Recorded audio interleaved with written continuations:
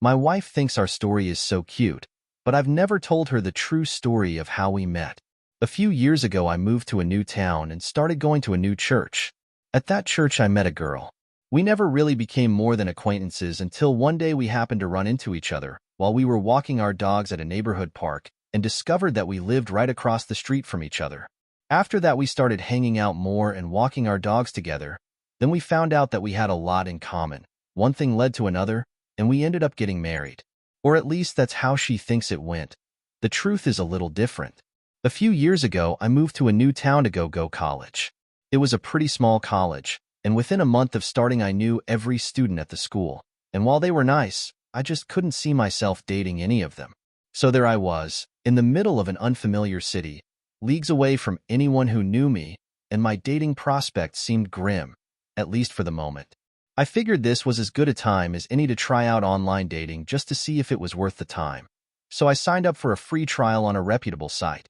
I filled out my profile, set some tight filters, and started searching. Over the next month, I met a few girls and had a few chats, but nothing exciting happened. Then one day I was scrolling down the list, and I came across one of the most attractive girls I'd seen on the site.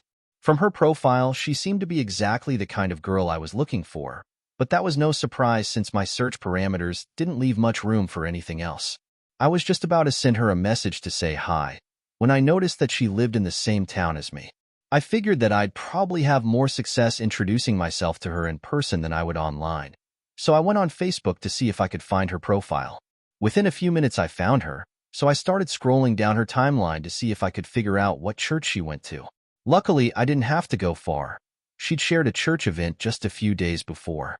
That Sunday, I went to that church, and wouldn't you know it, she was one of the first people to come say hi to me when I walked in. We only got to talk for a minute, but I liked what I saw. Over the next few weeks, I got to talk to her a few more times, but I could never really get anywhere.